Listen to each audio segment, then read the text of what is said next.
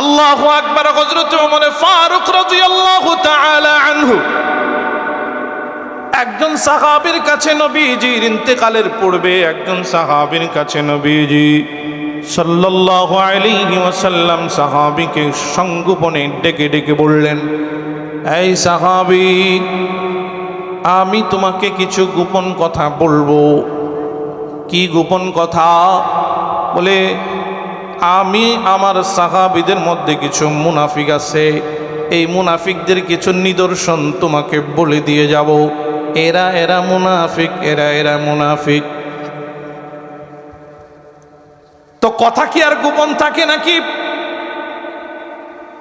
হযরত ওমর ফারুক রাদিয়াল্লাহু তাআলা আনহু এই সাহাবীর দরবারে দৌড়ায় গেছেন। আয় সাহাবী,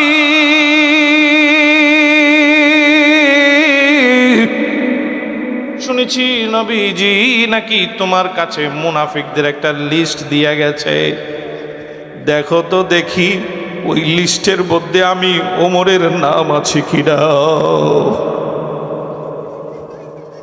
দেখো তো দেখি নবীজি আবার মুনাফিকের লিস্টের মধ্যে আমি ওমরের নামটা বলে গেছি কিনা। দেখো তো দেখি, ভালো করে খুঁজে দেখো আমি ওমরের নামটা ওই মুনাফিকের লিস্টের ভেতরে আছে কিনা। কে ওমর? কে ওমর? قال رسول الله صلى الله عليه وسلم لو كان بعدي نبي لكان عمر। নবী বলেন, আমি নবীর পরে যদি কেউ নবী হইতো রে, আমি নবীর পরে যদি কোনো নবী হইতো তাহলে ওমরই নবী হইয়া আল্লাহ নবী বানায় পাঠাইতে। সে ওমর বলছেন, এই সাহাবী, ভালো করে দেখ, ভালো করে দেখ আমি ওমরের নামটা ওখানে আছে কিনা। আখিরাতের চিন্তা কাকে বলে? আল্লাহু আকবার, আল্লাহু আকবার। সাহাবায়ে কেরাম আখিরাতকে কতটা প্রাধান্য দিতেন, কতটা প্রাধান্য দিতেন। নবীর একজন সাহাবী হযরতে জারির ইবনে আব্দুল্লাহ রাদিয়াল্লাহু তাআলা আনহু ঘোড়া কেনার জন্য খাদেমকে বাজারে পাঠিয়ে দিলেন। আয় খাদেম, যা আমার জন্য একটা ভালো ঘোড়া কিনে নিয়ে আয়। তো জারির ইবনে আব্দুল্লাহ রাদিয়াল্লাহু তাআলা আনহুর গোলাম বাজারে গিয়া হাটের ভেতরে ঘুইরা ঘুইরা একটা ভালো দেখা ঘোড়া পছন্দ কইরা মালিকের দরবারে নিয়ে এসে বললেন, মালিক, এই যে আপনার জন্য একটা ভালো ঘোড়া নিয়ে আসলাম, মালিক সহ নিয়ে এসেছি। আপনি মালিকের সঙ্গে দরদাম করেন, জিজ্ঞেস করেন দাম কত হইতে পারে। মালিককে ডাক দিয়ে বলে, আয় ঘোড়ার মালিক, তোমার ঘোড়ার দাম কত বলো তো দেখি। বলে, আমার ঘোড়ার দাম 300 টাকা দিলেই হবে, 300 দিরহাম দিলেই হবে। এবার নবীর সাহাবী হযরতে জারির ইবনে আব্দুল্লাহ রাদিয়াল্লাহু তাআলা আনহু ডাক দিয়ে বললেন, এই ঘোড়ার মালিক, আমি তোমার ঘোড়ার দাম 300 টাকা দেব না, আমি তোমার ঘোড়ার দাম দেব 400 দিরহাম। 100 বেশি দিব? 100 বেশি দিবেন? বলে, ঘোড়ার মালিক কথা বলবি না, আমি 100 বেশি দিব তা না, আমি তোমার ঘোড়ার দাম 500 দিরহাম দেব। ঘোড়ার মালিক আশ্চর্য হয়ে জিজ্ঞেস করে, জারির ইবনে আব্দুল্লাহ,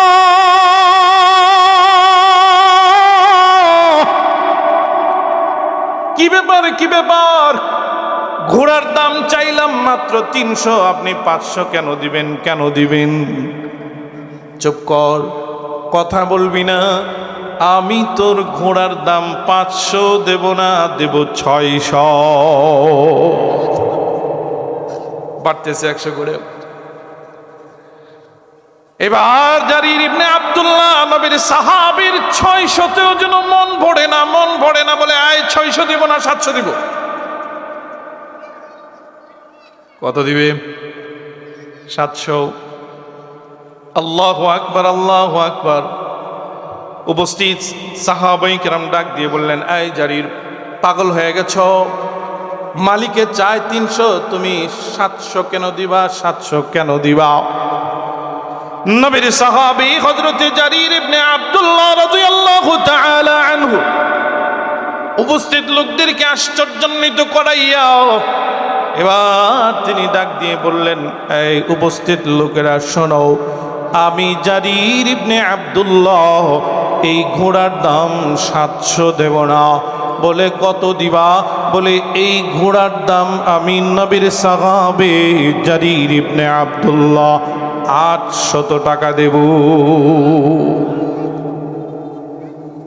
ব্যাপার কি, ব্যাপার কি? 300 টাকা ঘোড়ার দাম, আপনি কেন 800 টাকা দেবেন? কারণটা কি জানতে চাই, কেন দিবেন, কেন দিবেন? এবার নবীর সাহাবী খেয়াল করে দেখবেন, খেয়াল করে শুনবেন, নবীর সাহাবীর দৃষ্টিভঙ্গিটা কি।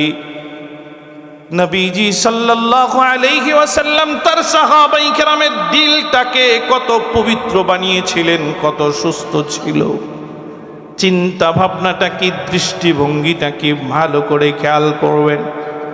এবার নবীর সাহাবী জারীর ইবনে আব্দুল্লাহ রাদিয়াল্লাহু তাআলা আনহু উপস্থিত লোকদেরকে ডাক দিয়ে বললেন, এই উপস্থিত লোকেরা, তোমাদের মধ্যে এমন কি কেউ আছে রে যারা প্রতিনিয়ত ঘোড়া ক্রয় বিক্রয় করো, ঘোড়ার প্রকৃত দাম সম্পর্কে জানো?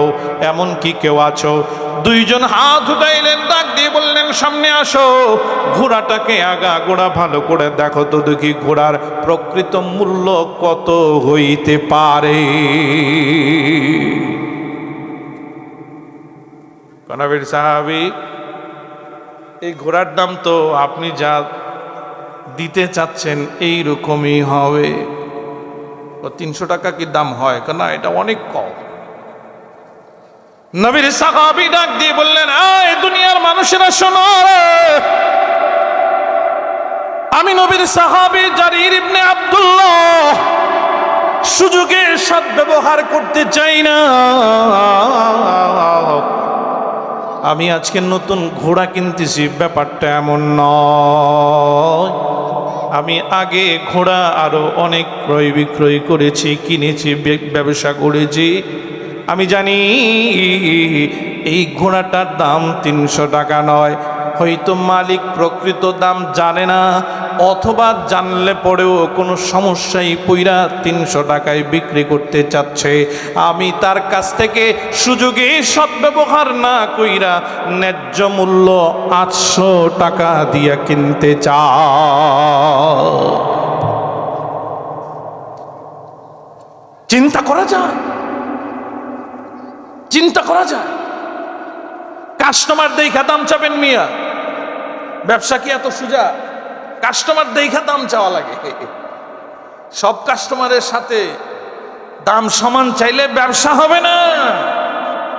কারো কাছে 10 টাকার জিনিসটা 12 টাকা বিক্রি করা যায়, আবার কারো কাছে 10 টাকারটা 1200 বিক্রি করা যায় কি না?